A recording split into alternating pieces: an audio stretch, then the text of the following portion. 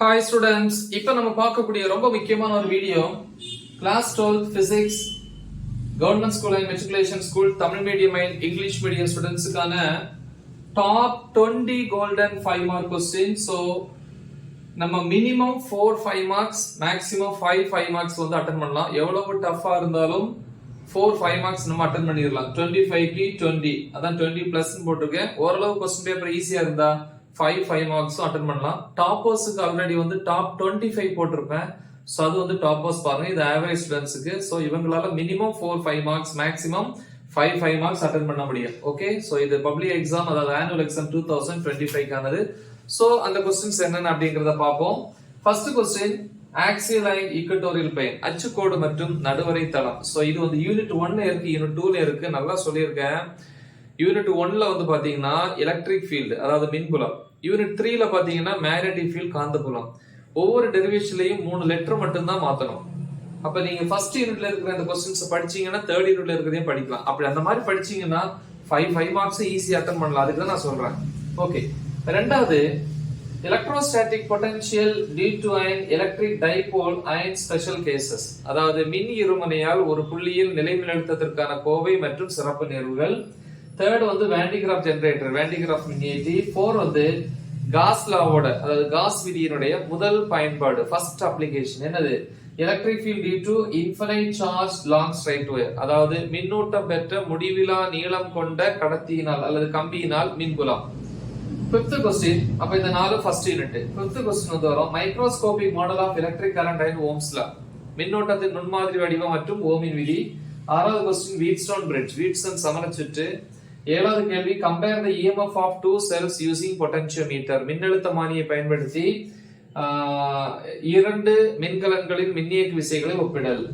So இந்த மூணுமே வந்து யூனிட் 2ல வரக்கூடியது. அடுத்து யூனிட் 4ல வரும். 8வது கேள்வி, சீரிஸ் RLC சர்க்யூட், தொடர் RLC சுற்று. 9, construction and working of transformer, மின்மாற்றியினுடைய அமைப்பு மற்றும் செயல்படும் விதம். சோ இது ரெண்டுமே வந்து அடுத்து இன்னொரு क्वेश्चन இருக்கு. 10th question, working of single phase AC generator. இந்த மூணு வந்து யூனிட் 4. எல்லா டாபிக்ஸும் தமிழ்லயும் இங்கிலீஷ்லயும் டீச் பண்ணி அப்லோட் பண்ணிருக்கிற அந்த வீடியோஸோட லிங்க் இந்த வீடியோ டிஸ்கிரிப்ஷன்ல இருக்கும். தயவு செஞ்சு அதை பார்த்து ப்ரிப்பேர் பண்ணுங்க. 11வது கேள்வி, 11th question, types of emission spectra, வெளிவிடு நிறமாலையினுடைய வகைகளை வந்து விளக்குறது. Okay, so unit 5. அடுத்து வந்து 12th question, mirror equation and lateral magnification, ஆடி சமன்பாடு மற்றும் இடமாறு என்னது தோற்ற பெருக்கம் இல்லையா. சோ லேட்டரல்னா இந்த சைடு, சோ மேக்னிஃபிகேஷன் ஒரு பெருக்கம். சோ இது வந்து யூனிட் 6ல வரக்கூடியது. அடுத்து வந்து 13வது கேள்வி, lens makers formula and its significance, lens உருவாக்குபவரின் வாய்ப்பாடு மற்றும் அதனுடைய முக்கியத்துவம். சோ இது வந்து யூனிட் 6. 14வது கேள்வி, Fizeau's method to determine the speed of light, Fizeau முறையை பயன்படுத்தி ஒளியின் வேகத்தை கண்டறிதல். இதுவும் வந்து யூனிட் 6. அடுத்து வந்து யூனிட் 8க்கு வரீங்க. Einstein's photoelectric equation and necessary explanation, ஐன்ஸ்டீனுடைய ஒளிமின் விளைவு அல்லது ஒளிமின் உமிழ்வுக்கான சமன்பாடு மற்றும் தேவையான விளக்கம். அடுத்து Davisson Germer experiment, Davisson Germer சோதனை. 16வது கேள்வி. 17, working of electron microscope, electron நுண்ணோக்கியினுடைய செயல்பாடு. இந்த மூணு வந்து யூனிட் 8ல வரக்கூடியது. क्वेश्चन நம்பர் 18 பாருங்க, ஜே தாம்சன் E/M முறை. 19 வந்து லா ஆஃப் ரேடியோஆக்டிவிட்டி ஆர் டிகே இல்லையா, அதாவது லா ஆஃப் ரேடியோஆக்டிவிட்டினா என்னது, கதிரியக்க சிதைவு விதி இல்லையா, அல்லது டிகே லா, இந்த டிஸ்இன்டகிரேஷன் லான்னு சொல்லுவாங்க. அடுத்து இது ரெண்டுமே வந்து 9th யூனிட். அப்புறம் 10th யூனிட்ல ஃபுல் வே ரெக்டிஃபையர், முழு அலை திருத்தி. சரியா, சோ இத படிச்சீங்கன்னா மினிமம் 4 5 மார்க் கிடைக்கும். சரி சார், 5வது 5 மார்க் क्वेश्चन டஃபா இருந்தாலும் 5வது 5 மார்க் எழுதணும் அப்படின்னா அடிஷனலா கொடுத்துங்க பாருங்க.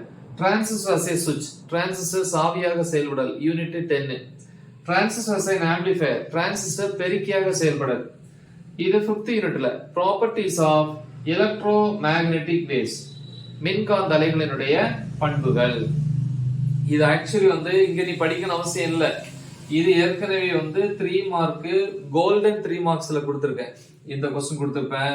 Spectral series of hydrogen atom, hydrogen அணுனுடைய நிறமாலை வரிசை, இதுவும் அங்க 3 மார்க்ல கொடுத்திருப்பேன்.